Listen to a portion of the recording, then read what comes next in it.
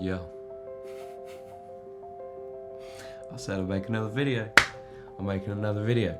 Today I just kind of want to take you through a few tips and tricks of mine that have helped me sort of keep away poor mental health and that steady decline that I'm sort of used to after having a big high. If you like the channel, feel free to hit the subscribe button, drop me a like or a comment on what you'd like to see next. So I guess my first tip and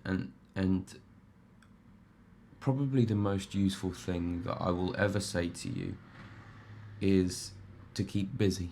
Personally, myself, I've not always been the most active person. I like being lazy and chilling in my comfort zone and doing the things that I enjoy doing, where there isn't too much pressure or stress or anxiety or anything like that. No sort of workload. I used to really enjoy playing games and just going to the gym and just enjoying myself. But actually I found that, you know, if I didn't go to the gym and I just carried on playing games and watching TV and doing all these things where I wasn't necessarily fulfilling my idea of what I wanted to be in the future. So to sort of put that in perspective, I'm sitting there playing video games, knowing in the back of my mind that I want to be an actor and I want to be doing things that are pushing me towards my acting career. If you keep yourself busy all of the time, your brain doesn't have time to think about those negative things that you're thinking about. You don't have time to think of negative things because you're always active and you're always thinking and getting better at stuff. So there's always that sort of constant improvement. It's just pushing yourself to actually go out of your comfort zone. And I guess that's my second big thing, is I've found so much happiness and sort of movement towards the place that I wanted to go towards by putting myself in uncomfortable situations. Not negative situations, I'm talking uncomfortable situations where I feel a little bit out of my depth, out of my comfort zone.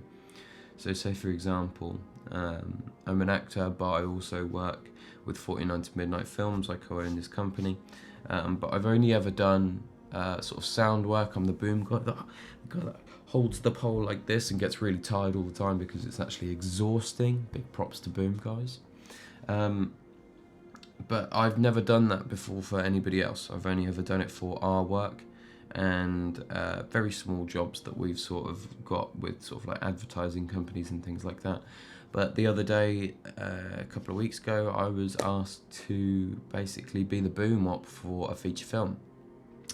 And as soon as I heard that I had that opportunity, instantly my mind rejected it. I did not want to do that. That made me feel so nervous and anxious, and if I got it wrong, that's a feature film on my shoulders, and that's a big pressure. Especially for someone like me who's just sort of stepping into the industry, these are the moments that I really don't want to fuck up. Excuse my language. But I did it. I took on the role. I thought, why not? You know, this makes me nervous. This scares me. So the best option for me was to actually go out and do that. And I'm sure in the future that will be one of the best decisions I ever made. Because not only have I told myself that something that completely terrifies me, it really scares me and makes me nervous, I've said to myself, no, I'm doing that. I have to do that because I know that it could better me in the future. And I think that's a really good way to be. I think that that's helped me a lot, and it allows you to sort of overcome your fears. And these sort of feelings that you feel of nerves and anxiety and stress, don't see them as bad things, see them as learning opportunities. You're learning how to be yourself better.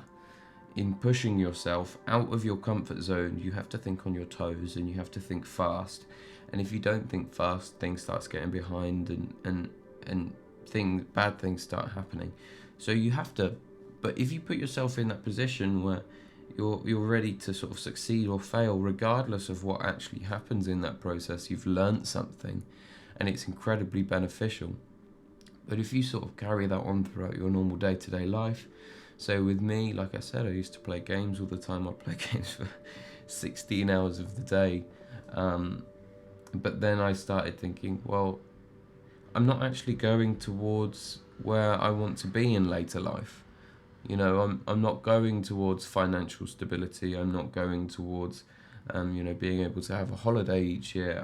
I'm not going towards sort of showing myself to people and showing who I truly am. I wasn't going towards any of those things. So I started to learn stuff around it, like editing. That's helped me so much, because through me learning how to edit, which also benefits my acting career, I've been able to show who I am, and in doing that, I've hopefully been able to help some of you guys. It's all sort of the same stuff. Really, really push yourselves out of your comfort zones and your boundaries with everything, because there's so much more that you can unlock without you realizing it, especially since it's unknown and most people fear the unknown. It's, that's where anything can happen. But remember, that's where anything can happen. Yeah, I'm going to keep on doing these BPD videos. If you haven't seen it already, I have recently released the trailer to my new feature film. I've got an Indiegogo page down below in the link if you'd like to go and see that. We're trying to get towards our sort of donation goal. We've got about 20 days left, so if you would like to donate, please feel free to have a look at the link. This has been a sort of quick one off the top of the barnet, but it's try it. Try it. And again, if you haven't been to the gym, and you can go to the gym, you're physically able to get more energy, you must spend more energy.